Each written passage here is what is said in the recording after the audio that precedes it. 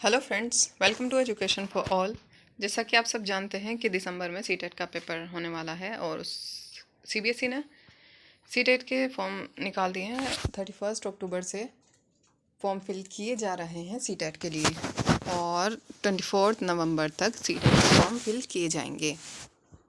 तो I hope so कि आपने सीटेट का फॉर्म फिल तो कर ही दिया होगा। अगर नहीं किया है तो जल्दी पहले फॉर्म फिल कीजिए, क्योंकि सीबीएसई ने इस बार फर्स्ट कम फर्स्ट सर्व का जो इसमें रूल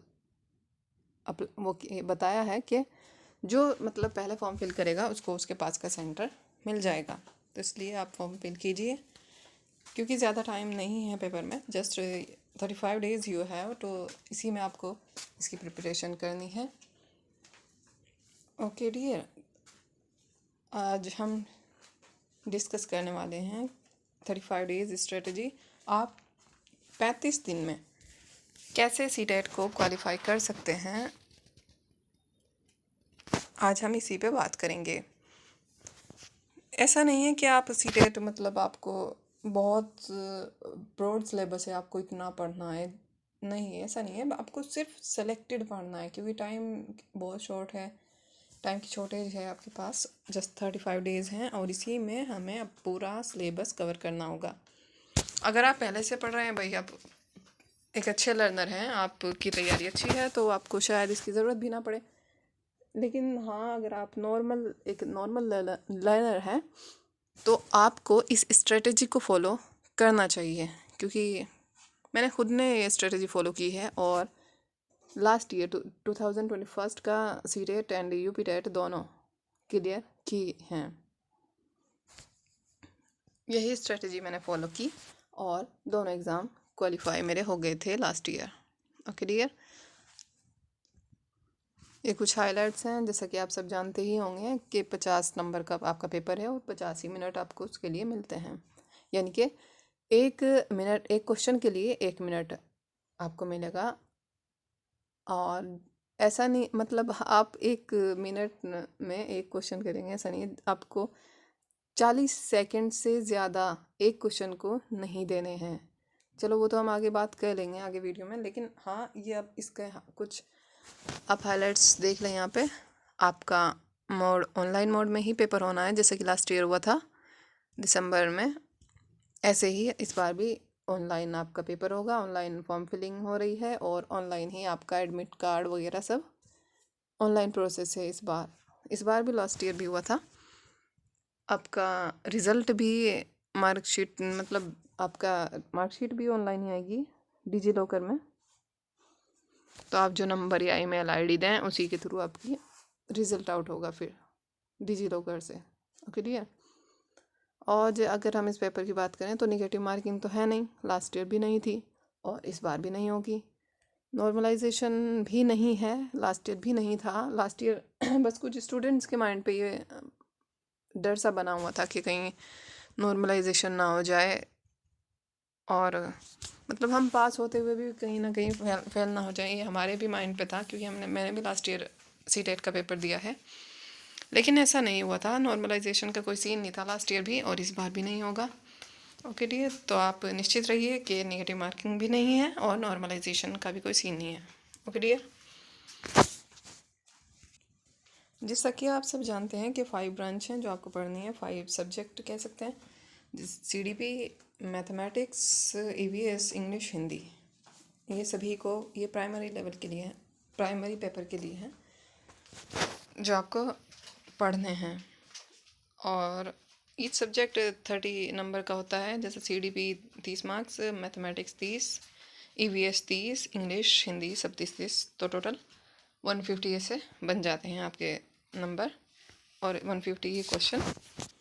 लेकिन how much you need to score in each subject, आपको सीटेट क्वालिफाई करने के लिए इन सब सब्जेक्ट में कितने मार्क्स आपके आने ही चाहिए जिससे आप सीटेट क्वालिफाई कर पाओ, ये उसी का एक मतलब एक तरीका है कि आपको किस सब्जेक्ट में कितने आपके मार्क्स आ सकते हैं। जैसे कि सीडीपी में मैं बात करूं तो मेरे तो 27 थे आउट ऑफ 30 सीडीपी में लास्ट ईयर। तो इसमें तो आपके 25 प्लस ऑन आने ही चाहिए, इससे कम में नहीं बनने वाला काम। तो CDP में 25, मैथमेटिक्स में 15 मार्क्स। अगर आप मैथमेटिक्स में थोड़े अच्छे भी हैं फिर भी मे बी आप 20 प्लस जा सकते हैं। वैसे आपके 15 मार्क्स, तो अगर आप का मैथ अच्छा नहीं भी है तब भी आपके 15 नंबर इसमें आ जाएंगे आसानी से, अगर आप मतलब ध्यान से कुछ थोड़ा बहुत पढ़ते हो, क्योंकि 15 नंबर की हर सब्जेक्ट में पेडागोजी है और 15 नंबर का कंटेंट आता है, जैसा कि आपको पता भी होगा। जैसे CDP में 15 नंबर का कंटेंट होगा, 15 नंबर की पेडागोजी।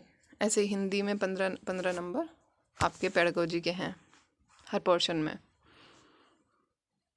ओके डियर, अगर आप इंग्लिश में थोड़े वीक हैं तो 15 नंबर तो कहीं मतलब आपको लाने ही हैं, अगर आपको सीटेट क्वालिफाई करना है, इससे कम में तो नहीं बनना काम। और हिंदी में आप 25 प्लस आपके आने चाहिए। अगर आप इंग्लिश में अच्छे हैं तो आप इंग्लिश में मतलब 25 प्लस पे चले जाइए, और अगर आपकी हिंदी अच्छी है तो आप हिंदी में 25 प्लस, मतलब ये आपको एवरेज रखना पड़ेगा माइंड में कि आपके इतने नंबर आने ही चाहिए सीटेट क्वालिफाई करने के लिए, क्योंकि जनरल को 90% चाहिए होते हैं और SC ST या OBC के लिए 85%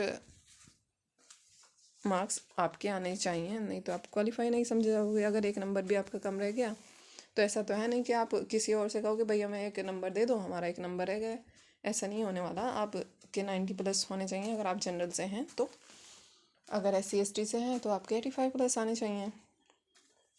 ओके डियर, तो आपको यही सब्जेक्ट पढ़ने हैं, ठीक है।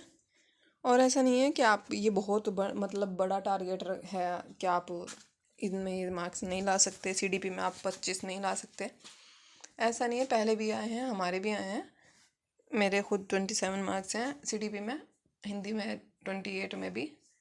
और ऐसे ही मतलब ये एक टारगेट आपको बना के चलना पड़ेगा कि मेरे इस सब्जेक्ट में इतने आने चाहिए, तभी आपका आप सीटेट क्वालिफाई कर सकते हैं। और एक ये मतलब आप ये देखिए कि आपको पहले जैसे आप पेपर अटेम्प्ट कर रहे हैं जिस वक्त, उस वक्त आप ये देखिए आप किस पोर्शन को सबसे पहले सॉल्व करना चाहेंगे। अगर मैं अपनी बात करूं तो मैंने तो सबसे पहले तो CDP को ही लिया था, क्योंकि उसमें टाइम कम लगता है और लगभग 30 मिनट मिलते हैं ना एक पोर्शन के लिए, तो मैंने 15 मिनट में 30 क्वेश्चन कर लिए थे CDP के, और मेरे उसमें आए 27 मार्क्स। 3 गलत हो गए थे, कुछ भी मतलब जल्दबाजी में कह सकते हैं या कुछ भी, मुझे नहीं पता होंगे वे 3 क्वेश्चन जो आए थे, या और कॉन्फिडेंट में भी कि आपको दो ऑप्शन ऐसे लगते हैं कि ये या ये है, उसमें भी आपका 1-2 क्वेश्चन तो निकल ही जाता है, ठीक है डियर। और मैथमेटिक्स में अगर आपका थोड़ा मैथ सही है तब भी आप 25 प्लस कर सकते हैं। अगर आपका थोड़ा वीक है फिर भी आपको 15 से कम इसमें भी आपके नहीं आने चाहिए, क्योंकि 15 नंबर की पेडागोजी है और 15 नंबर का कंटेंट पे मैं कहूँगी आप ज़्यादा फोकस ना करें, क्योंकि ये मैथमेटिक्स में थोड़ा टाइम लग जाता है सॉल्व करने के लिए, और आपके पास इतना टाइम नहीं होगा पेपर में। एक क्वेश्चन के लिए 1 मिनट मिलता है, तो मैथमेटिक्स में मैं कहूँगी आप इतना बहुत ज़्यादा फोकस ना करके आप एक तो CDP में हिंदी एंड इंग्लिश, इनको आप अच्छे से तैयार कीजिए, फिर आपका पेपर नहीं रुकेगा। ये 100% गारंटी है कि अगर आपने इन तीनों पोर्शन को अच्छे से कवर कर लिया है तो आपका पेपर नहीं रुकेगा। ओके डियर, ये स्ट्रक्चर है, ये 5 ब्रांच हैं ये आपकी। आपको CD पढ़ना है, CDP, Hindi, English, environment, mathematics. Okay dear, इसमें आप कुछ हम मैराथन सेशंस लेंगे, आपकी CDP उससे कवर हो जाएगी, Hindi, English and environment mostly, मतलब नॉर्मली एनवायरनमेंट तो हो ही जाएगा। एक ही मैराथन में आपका EVS कंप्लीट हो जाएगा, और आप फिर उससे अलग बस एक प्रीवियस ईयर ज़रूर लगाएं, मैं कहूँगी, क्योंकि प्रीवियस ईयर 70% PYQ ही इसमें आते हैं। मतलब नहीं डायरेक्ट क्वेश्चन ही सेम ना मिले आपको कि वो ही क्वेश्चन आए, बट हाँ लेवल वही रहता है। अगर मैं आपको एग्जांपल दूँ, अगर पियाजे का क्वेश्चन इस बार फर्स्ट स्टेज पूछ ली है तो नेक्स्ट ईयर थर्ड स्टेज पूछ लेंगे, या कुछ ही मतलब अगर थोड़ा वे लेवल हाई भी करना चाहें तो पियाजे की कोई कोटेशन पूछ लेंगे या किसी बुक का नाम। अगर वे लेवल थोड़ा हाई भी करना चाहें तो बस वे पूछ लेंगे कि ये कोटेशन किसने दी है, या पियाजे की किसी बुक का नाम पूछ लें, बस इतना ही। लेवल वही रहता है, मतलब क्वेश्चन को इधर उधर थोड़ा सा ही चेंज होता है। तो PYQ आप ज़रूर सोल्व करें। 70 to 75% PYQ ही आते हैं इसमें सीटेट में। इतना बड़ा सिलेबस भी नहीं है, कुछ ही टॉपिक्स हैं जो आपको क्लियर करने हैं, बट जो टॉपिक हैं उन्हें आप अच्छे से क्लियर करें, और आगे हम वो टॉपिक भी डिस्कस करेंगे जो आपको क्लियर करने हैं। ओके डियर, ये स्ट्रक्चर हो गया इसका। इन सब की मैराथन सेशंस हम लेंगे, CDP का भी, हिंदी इंग्लिश सबका। तो आप टेंशन ना लें, और सेल्फ स्टडी तो बेस्ट है ही, आप सेल्फ स्टडी कीजिए। आपने BEd में या DLED में जो भी बुक्स पढ़ी हैं आप उनको पढ़िए, क्योंकि उनको पढ़ने से आपको ये बेनिफिट मिलेगा जो आपने मतलब उनको एक साल तक आपने उसको पढ़ा, और आप अगर उन बुक्स को शॉर्ट टाइम में भी पढ़ेंगे ना तो वो जल्दी कवर हो जाएंगी। अगर आप किसी नई बुक को मार्केट से लेके पढ़ेंगे कि भाई हमें सीटेट के लिए बुक चाहिए तो आप हमें बुक दे दो, हमें सीटेट की तैयारी करनी है, तो ऐसे तो नहीं होता। आप उस नई बुक को पढ़ोगे, कितना टाइम ले लेगी वो, मतलब NCERT से बेस्ट नहीं होता कुछ भी, मैं तो यही कहूँगी।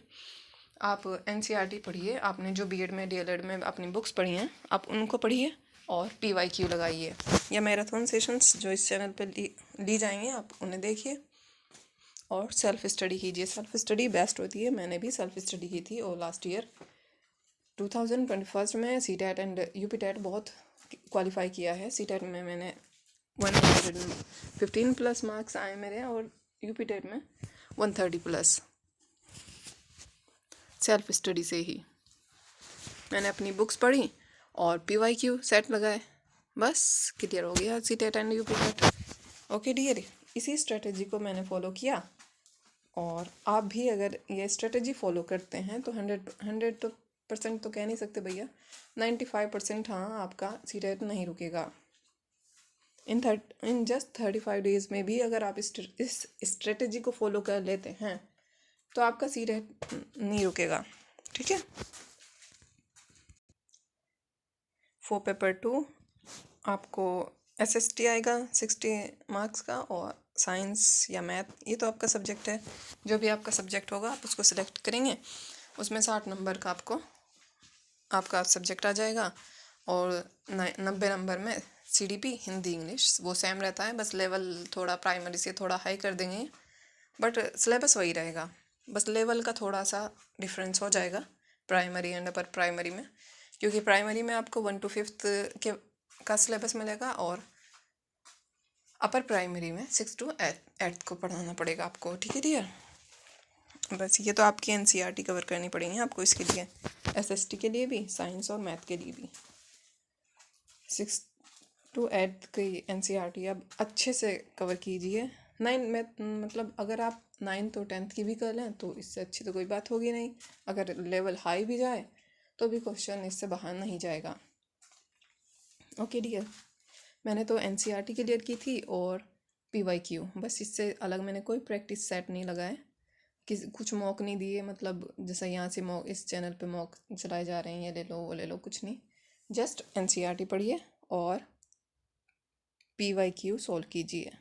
PYQ आपको इस चैनल पे भी सॉल्व कराए जाएंगे, सभी लगभग सभी सब्जेक्ट के, CDP हिंदी इंग्लिश EVS।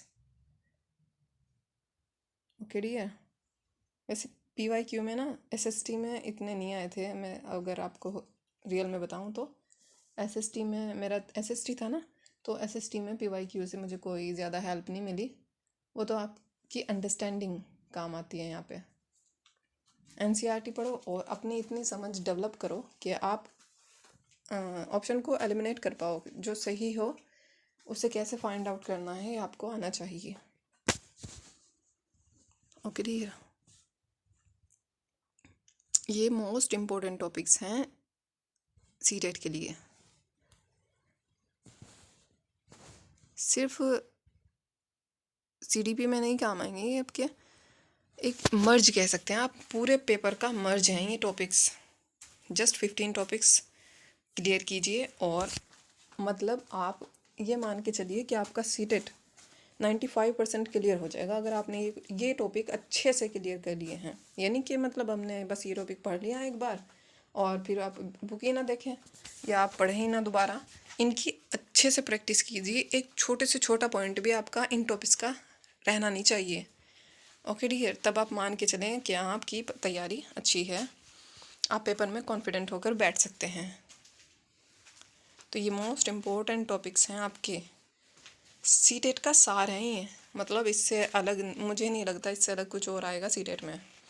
तो आप एश्योर कर सकते हैं कि आपको इन्हीं टॉपिक से 80% आपका पेपर क्लियर हो जाएगा in just 15 topics. Okay dear, अगर हम इन टॉपिक्स की बात करें तो कॉन्सेप्ट ऑफ डेवलपमेंट, इससे आपको 3 से 4 क्वेश्चन आराम से मिल जाएंगे एक ही टॉपिक से। जस्ट एक टॉपिक और 3 से 4 क्वेश्चन। पियाजे, वाइगोस्की एंड कोलबर्ग, इससे आपको आराम से 3 से 4 क्वेश्चन मिलेंगे, क्योंकि मैंने लास्ट ईयर के पेपर देखे हैं और पेपर दिया भी है लास्ट ईयर। उसमें जिस हर मतलब लास्ट ईयर ऐसे हुआ था कि हर रोज़ पेपर होता था सीटेट का, तो हम उसी दिन उसी पेपर को सॉल्व करते थे कि फिर एनालाइज करते थे कि लास्ट ईयर मतलब पिछले दिन क्या आया था इस पेपर में और अब क्या पूछा है। मतलब लेवल का थोड़ा सा डिफरेंस था, नहीं तो सेम ही क्वेश्चन रिपीट हो रहे थे। तो उसी बेस पे हम कह सकते हैं कि पियाजे, वाइगोस्की, कोलबर्ग की जो थ्योरी है डेवलपमेंटल थ्योरी है इनकी, इसमें आपको 3 से 4 क्वेश्चन आराम से मिल जाएंगे। लेकिन इनका एक छोटे से छोटा पॉइंट भी नहीं मिस करना चाहिए आपको। अच्छे से तीनों की थ्योरी को आप क्लियर कीजिए। ओके डियर, फिर ये आगे पॉइंट्स है CCE, सतत एवं व्यापक मूल्यांकन। इससे आपको 3 से 4 क्वेश्चन आराम से मिल जाएंगे, क्योंकि CDP में ही नहीं आते, हिंदी, इंग्लिश, मैथ, हर उसमें आपको इससे रिलेटेड क्वेश्चन मिल जाएंगे। RTE एक्ट 2009, इससे भी आपको दो क्वेश्चन आराम से मिलेंगे, आराम से। ये बिल्कुल सेलेक्टेड पॉइंट्स हैं, सेलेक्टेड टॉपिक्स, जिनसे आपका सीटेट 95% क्लियर होगा। ओके डियर, NCF से क्वेश्चन बनेंगे, NCF 2005 से क्वेश्चन बनेंगे और हाल ही में NCF 2022 आ चुका है, हम उसको भी डिस्कस करेंगे। उससे क्वेश्चन मतलब बनेंगे ही बनेंगे, क्योंकि हाल ही में NCF 2022 रिलीज़ हुआ है, NPE 2020 से क्वेश्चन बनने हैं। ये 2 टॉपिक मोस्ट इम्पोर्टेंट हैं, NCF 2022 एंड NPE 2020। ये ऐसे टॉपिक हैं, मतलब इससे आपको 4 से 5 क्वेश्चन आराम से मिलेंगे। ये भी रिलीज़ हुआ ना, और लास्ट ईयर NPE से तो लास्ट ईयर क्वेश्चन बने थे, पर तब तक NCF नहीं आया था। इस बार NCF भी आ चुका है, तो आपको NCF अच्छे से पढ़ना चाहिए।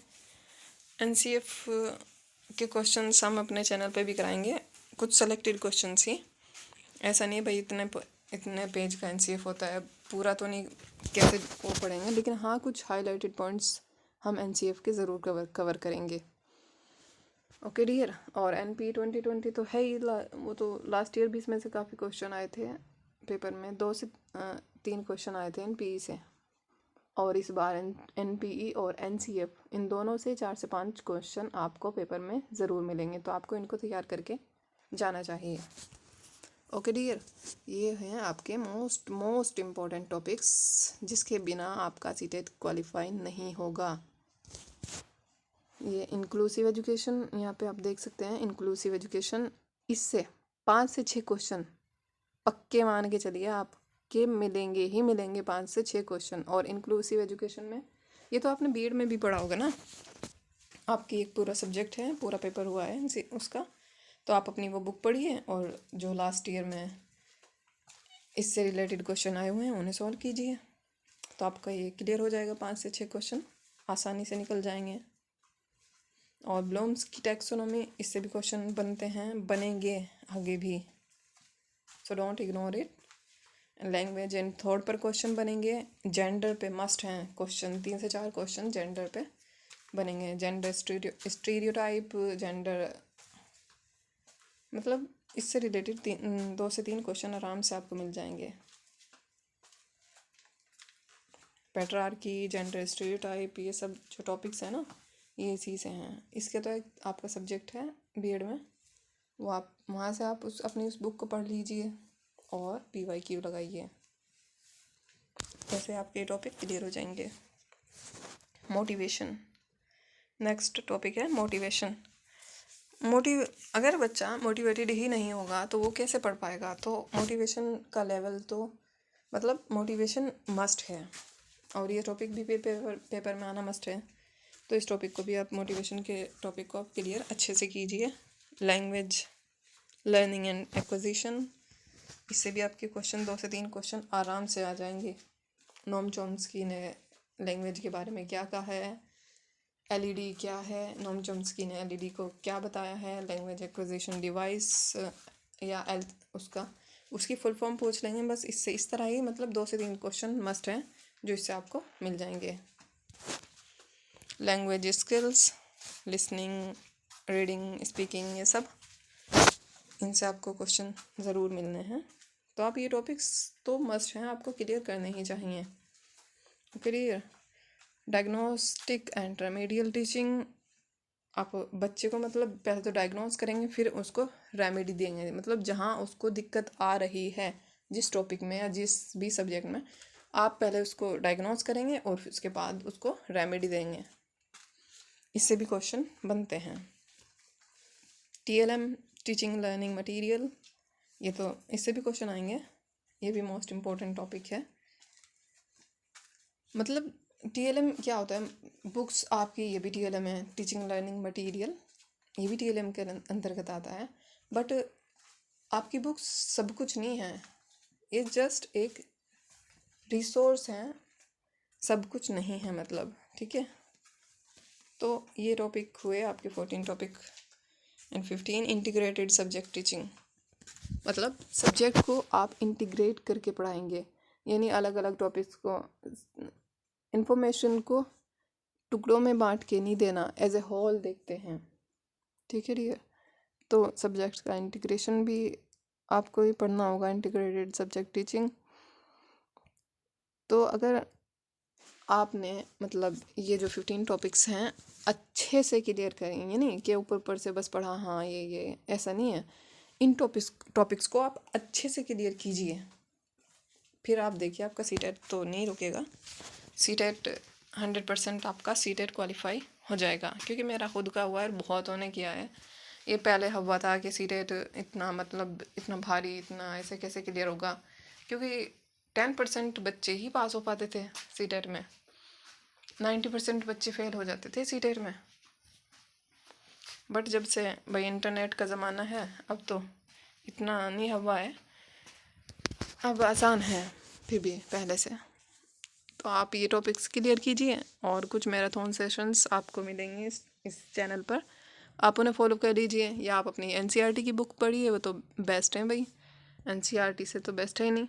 और PYQ सेट लगाइए, चाहे तो आप कुछ बुक ले लीजिए PYQ के लिए, या फिर हम इस चैनल पर भी आपके PYQ सॉल्व कराएंगे हर सब्जेक्ट के।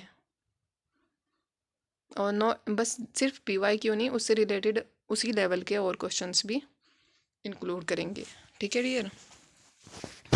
तो आप ये नहीं कि प्रैक्टिस सेट लगाएं अलग अलग, जस्ट NCERT पढ़िए। ये इनकी थियरीज़ को क्लियर कीजिए, इन टॉपिक्स को आप यूट्यूब से सर्च कर लीजिए एक एक टॉपिक को, वहाँ से भी आपको बहुत हेल्प मिलेगी। जो टीचर आपको पसंद आए आप उनसे पढ़ लीजिए, या इस चैनल पर भी आपको 1 by 1 इन टॉपिक्स की वीडियोस मिलती रहेंगी इन 35 डेज़ में ही, तो आप वहाँ से पढ़ लीजिए। और PYQ तो सॉल्व कराएंगे ही हम, तो PYQ सॉल्व कीजिए हमारे साथ, ओके डियर। और सेल्फ स्टडी बेस्ट है। अपना टाइम टेबल बनाइए। इन 35 डेज़ में आपको 5 से 6 घंटे तो पढ़ाई को देने ही चाहिए। ऐसा नहीं कि आप 24 घंटे पढ़ने बैठ जाएंगे, आपका माइंड भी इतना नहीं काम करेगा, क्योंकि थोड़ा ब्रेक भी चाहिए होता है माइंड को। 5 से 6 घंटे इनफ है अभी भी। जैसा कि 35 डेज़ हैं जस्ट, तो उसमें भी आप अगर 5-6 घंटे पढ़ लेते हैं तो आपका सीटेट नहीं रुकेगा। ओके डियर, ये टॉपिक्स क्लियर कीजिए और 5-6 घंटे अपनी पढ़ाई कीजिए। चाहे वो आप 5-6 घंटे सुबह के ले लीजिए या दोपहर या दिन का कोई भी टाइम, मतलब रात में, जब भी आप कंफर्टेबल हो। ये तो आपका अपना शेड्यूल होता है, आप अपने हिसाब से ही सेट करते हैं। बस 5-6 घंटे आपको पढ़ाई को देने होंगे इस टाइम। Okay dear.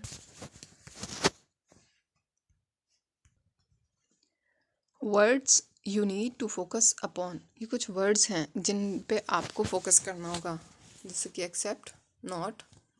मतलब क्वेश्चन है, आप डायरेक्टली क्वेश्चन पढ़ रहे हैं और आपका ध्यान ही नहीं गया कि नोट भी इसमें, कि हम समझेंगे कि हमारे से ये पूछा गया है बट उसमें नोट है या एक्सेप्ट है। आप तो वो ढूंढोगे ना ऑप्शन में कि ये वाला सही है और मेरे से यही पूछा है, बट वहाँ पूछा जाएगा कि नहीं है, कौन सा ऑप्शन गलत है या कौन सा ऑप्शन इसमें नहीं है। तो आपको ये ज़रूरी है कि आप एक्सेप्ट और नोट का ध्यान रखें। एक्टिविटी, इंक्वायरी एंड इंटरेक्शन, मतलब इंटरेक्शन होना चाहिए टीचर स्टूडेंट के बीच में, एक इंटरेक्शन होना चाहिए। यानी कि बस टीचर क्लासरूम में आए, पढ़ाए और ऐसे ही चला जाए, चाहे बच्चे की समझ में आओ या ना हो, ऐसा नहीं होना चाहिए। बच्चा एक्टिव लर्नर, मतलब एक्टिव होना चाहिए बच्चा, NCF 2005 के अनुसार भी। और नेक्स्ट है कोऑपरेटिव असिस्ट कोलैबोरेशन, कोलैबोरेट करके बनाना चाहिए, कोऑपरेटिव लर्निंग होनी चाहिए। मतलब no comfort to teacher, teacher के लिए मतलब कोई कंफर्ट नहीं होना चाहिए। हाँ ये है बस, बट क्या कर सकते हैं, जहाँ टीचर कंफर्ट में है मतलब वो लर्निंग पैसिव हो रही है।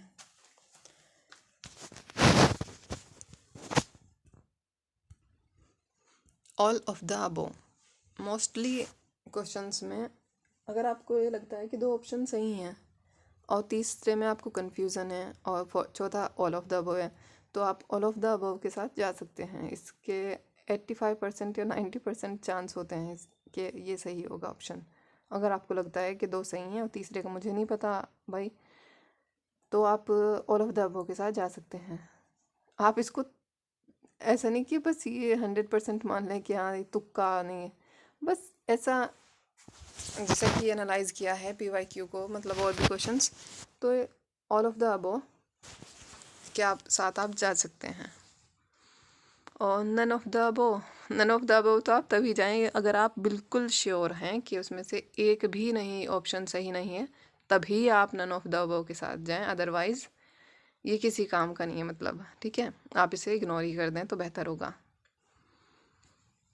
मैचिंग क्वेश्चंस भी अब सीटेट पूछने लगा है। वैसे अब तो असेसन रीज़न के क्वेश्चंस ज़्यादा बनते हैं क्योंकि सिलेबस सेम है और कुछ तो सीटेट को नया करना ही है CBSE को, तो उसके हिसाब से लेवल थोड़ा हाई करने के लिए पेपर का असेसन रीज़न के क्वेश्चंस अब आने लगे हैं ज़्यादातर पेपर में।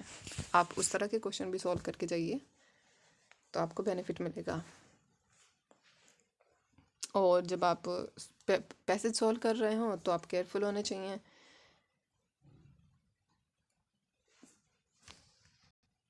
और मदर टंग का, जहाँ भी आपको ये लग रहा है कि क्वेश्चन में मदर टंग के बारे में कुछ पूछा है, तो मदर टंग का आपको भरपूर इस्तेमाल करना है, ठीक है dear.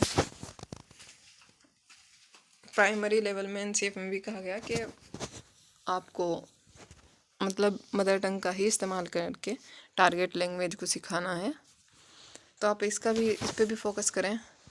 Don't leave a single question, एक क्वेश्चन भी आपको नहीं छोड़ के आना पेपर में, क्योंकि नेगेटिव मार्किंग है नहीं, और अगर आप एक भी क्वेश्चन छोड़ते हो तो आप बेवकूफ़ समझे जाओगे।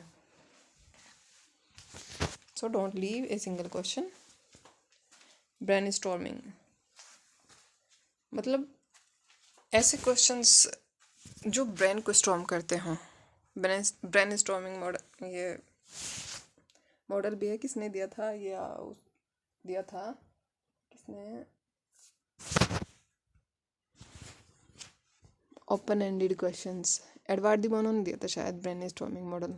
ओके डियर, ये भी क्वेश्चन आ सकता है क्योंकि लास्ट ईयर भी आया था। Open ended questions, close ended की जगह ओपन एंडेड क्वेश्चंस आते हैं। डाइवर्जेंट थिंकिंग, कन्वर्जेंट की जगह डाइवर्जेंट, बच्चा खुल के सोच पाए, मतलब एक ही एक्सपेक्ट को ना देखे, उसके सभी किसी एक सिचुएशन को अलग अलग तरीके से सॉल्व कर पाए, इस तरीके से, मतलब डाइवर्जेंट थिंकर होना चाहिए एक स्टूडेंट। पीयर ट्यूटरिंग, इस पे आपको फोकस करना चाहिए। नॉर्मली ये समझा जाता है कि peer tutoring and group tutoring same है, बट ऐसा नहीं है, क्योंकि पीयर में तो सिर्फ आप बच्चे आपस में सीख रहे हैं, बच्चे आपस में ट्यूटर हैं, बट ग्रुप में क्या होता है, उसमें टीचर भी इन्वॉल्व होता है, बट पीयर में टीचर तो इन्वॉल्व नहीं होता, तो आप इसका ध्यान रखें। और लर्निंग डिसेबिलिटीज़, इससे तो क्वेश्चन बनते ही हैं, 3 से 4 क्वेश्चन आपको लर्निंग डिसेबिलिटीज़ से मिल जाएंगे, जैसे डिसलेक्सिया, डिसकैल्कुलिया, डिसग्राफिया, डिस्पेजिया, इस तरह के क्वेश्चंस। डिसलेक्सिया एंड डिसकैल्कुलिया मस्ट है, मतलब आपको अपने पेपर में मिल ही जाएगा इससे रिलेटेड क्वेश्चन। डिसलेक्सिया पठन संबंधी विकार है, और डिसकैल्कुलिया मैथमेटिक्स से रिलेटेड डिसेबिलिटी है, और डिस्ग्राफिया लिखने से संबंधित। तो ये सब जितने भी डिसेबिलिटीज़ हैं वो आपको पढ़ के जानी चाहिए। जो RPWD एक्ट है उसमें 21 डिसेबिलिटीज़ हैं जिनका जिक्र किया गया है, तो आपको वे पढ़ लेनी चाहिए। मेनली तो डिसलेक्सिया, डिसकैल्कुलिया, डिस्ग्राफिया, डिस्पेजिया यही हैं, इन्हीं से क्वेश्चंस बन जाते हैं, यही घुमा फिरा के, मतलब इससे रिलेटेड ही क्वेश्चंस आएंगे। Okay dear, real expression of a child, मतलब बच्चे को दबा के नहीं रखना, उसके अंदर जो इनर एबिलिटी है उसको डेवलप करना है। ओके, इस पे आपको फोकस करना होगा। रूट मेमोराइजेशन, क्रैम, इस तरह इन सब से बच्चे को दूर लेके जाना है, मतलब रटना तो है ही नहीं कहीं भी, मेमोराइज करना, रटना, जो आपको अगर क्वेश्चन में कहीं भी दिख जाए तो ये नेगेटिव वर्ड्स हैं, इन पे ध्यान से पढ़ना, और जहाँ भी आ जाए कि बच्चा मेमोराइज करके ये सीख सकता है, बच्चे को इससे मतलब रूट मेमोराइजेशन की तरफ लेके जाइए, तो वो नेगेटिव वर्ड्स हैं। आप देखते ही इसको पहचान जाएं कि ये गलत है ऑप्शन। ओके डियर, बच्चा एक्टिव होना चाहिए, और डाइवर्जेंट थिंकर होना चाहिए, और टीचर को फैसिलिटेटर होना चाहिए। ये कुछ पॉइंट्स हैं जो आपके माइंड में होने चाहिए, मतलब ये पॉजिटिव वर्ड्स हैं। Okay dear, and revision and practice, और आपका सीटेट क्लियर। ज़्यादा से ज़्यादा रिवीजन कीजिए, प्रैक्टिस कीजिए, revision and practice, revision and practice. NCERT पढ़िए, रिवीजन, उसको बार बार, इन जो टॉपिक्स हैं ना, ये जो 15 टॉपिक मैंने बताए हैं अभी, इनको मल्टीपल टाइम्स रिवाइज कीजिए और इनके प्रैक्टिस सेट लगाइए। PYQ में जो इनसे रिलेटेड क्वेश्चंस आ चुके हैं, आप उनका प्रैक्टिस सेट लगाइए, और आपका पेपर रुकने नहीं वाला। ठीक है डियर, अगर आप इस स्ट्रेटजी को फॉलो कर लेते हैं तो 80% आपका पेपर इसी में से आपको मिल जाएगा। और आप NCERT पढ़िए, ठीक है डियर, तो आप बस रिवाइज कीजिए और प्रैक्टिस कीजिए।